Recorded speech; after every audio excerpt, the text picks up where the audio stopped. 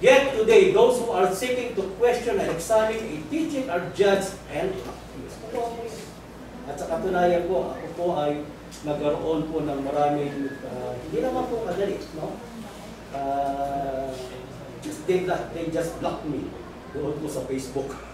Kasi hindi po masagot yung aking mga tanong. So, apektado po yung mga nagbabasa. So, para po mawala yung tinik, so kailangan tanggalin ka.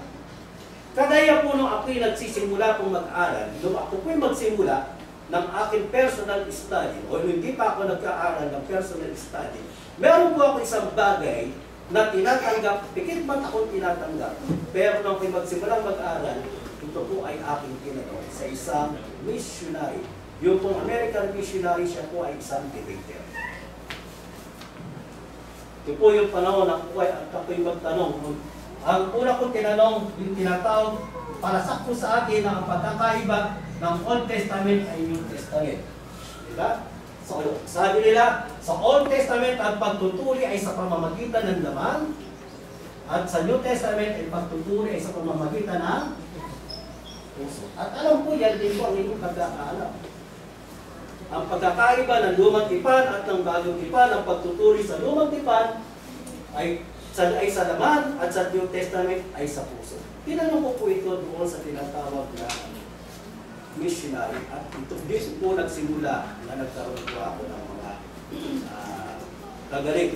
Hindi naman po kagaling, parang hiwalayan, distansya. No? Sabi ko, Brad, parang mali yata yung aral. Kasi sabi doon sa aklat ng Deuteronomy chapter 10 verse 16, tugigin nga ninyo ang balat ng inyong puso. Sabi ko, Brad, yung pagtuturi sa laman, hindi po siya inherit sa New Testament. Ito ay nagsimula sa bagong sa lumang tipan. At ito ay sinimulang iutos sa bansang Israel, tugigin ninyo ang balat ng inyong puso. Ganyan din po sabi sa tinatawag na Deuteronomy chapter 3:30 verse 6. Natutuliin lang ng Panginoon ang inyong puso. No? So, yung pong missionary, medyo hindi po nakasagot yan, hindi po nakasagot. At yung pong host ng tinatawag ng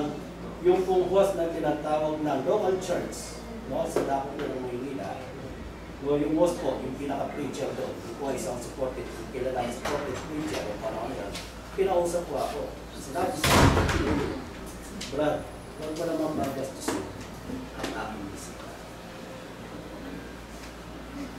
Sabi ko sa akin, huwag mo babatusin ang aking bisita. Bakit po lumabas na binabastos ko yung bisita? Sapagkat yung aking itinanong ay hindi nila. Dito po nagsimula na magkaroon ako ng pag-aaral ko ng sarili. Nagbago po yung aking pananaw pagdating po dito. Ngayon, so, yet today, those who are seeking to question or examine a teaching are judged and accused. What then is the right approach? Ano yung tamang approach po natin? Doon sa Acts chapter 17 verse 11, nasabi po dito, now these were more noble than those in Thessalonian, in that they received the word with all readiness of mind, examining the scriptures daily whether these things were so. So, don't call them noble, eugenes teroi, an attitude with well-bred persons, noble-minded, open-minded. That is defined by the Greek English lexicon. Pag sinabi po natin lexicon, ibig lang po sabihin dictionary. No? The Greek English lexicon of the New Testament and early Christian literature. So, more noble is qualified by look through readiness of mind and examining the scriptures.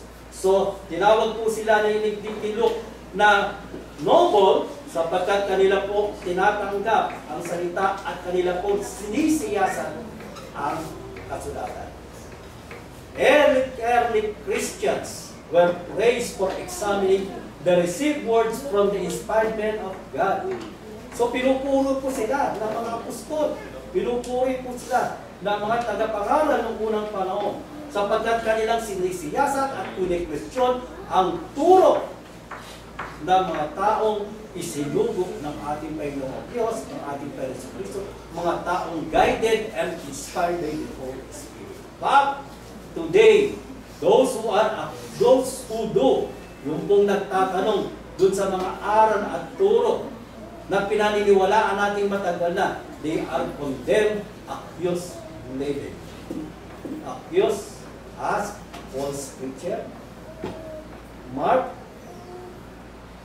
condemned, wag po rin ang pakasamahan yan. No, ginagamit po yung Galatians chapter 1 verse 3. Diba? What then is the right approach? Pansinin po natin, mag-aral po tayo kay Apostol pa, kay Timoteo po. Si Timoteo po ay personal na kasama ng Apostol sa kanyang pangangaral. Pero sabi ng Apostol si Pablo, manatili ka sa mga bagay na iyong pinag-aralan at kinahanapan mo ng katunayan. Saan ka mananatili? Sa mga bagay na kinahanapan mo ng katunayan at yung pinag-aralan. Bakit po? Sapagkat yun ang right attitude. At yun po mismo, sabi ng Apostol si Pablo kay Timoteo, nakasama niya po mismo. Eh kung akong, ba't sisiya sa atin mo ang aral ko? Eh, guided ako ng Holy Spirit. Hindi ako nagkakampi. Ba't sisiya sa atin? Pero hindi ganun ang attitude ng mga Apostol. Sabi niya, manatili ka sa bagay na yung pinag-aralan at kinahanapan mo ng katunayan. At Diyos ay 1 Timoteo Kapitulo 4:13, sabi niya, till I come, give attention to reading. Magbasa ka niya. No? Magbasa ka niya. And doon po sa 1 Thessalonians chapter 5 verse 21, sabi ko ang Apostol si Pablo, prove all things. Prove all things that speak to your view doctrines. Mapatunayan mo lahat bago mo tanggapin sa iya. Hold fast that which is. So yun po ay nag-agree sa sinabi ng Apostol si Pablo sa 2 Timothy 3:14 na continue in the thing which you have learned and assumed. So bear our cross and follow Jesus. Whoever does not bear his cross and come after me cannot be my disciple. So, sabi po natin, ito po ay hango po sa Luke chapter 14:27 hanggang 33 po. No? Kung yun pong binasa, mapapansin po ninyo. Doon yung pong conjunction garo, yung pong sinagtawag na samantala, no? Na sa verse 28 at verse 31, ito po ay sumusuporta at nagbibigay liwanag doon sa aklat ng Lucas Kapitulo 14:27. Pakibasa na lamang po sa inyo mga bahay. Tandaan na lamang po. Luke chapter 14 verse 27 to 33. No? Yung pong conjunction garo, yung samantala, ito po ay nagbibigay ng pundasyon po doon sa tinatawag na 14:27 exist. Pinapaliwanag po nito yung sinabi ng Apostol ng ating Panginoon si Kristo. No? Yung may kinalaman po sa building tower. Sino nga niya ang magtatayo ng tower o ng bahay o ng templo na hindi muna mauupo. No? Eh baka anya, pagdating na itayo niya, hindi niya matapos siya anya ay kukundinahin. Gayun din anya naman sa 31, sino anya nga rin ang paparoon at makikipaglaban.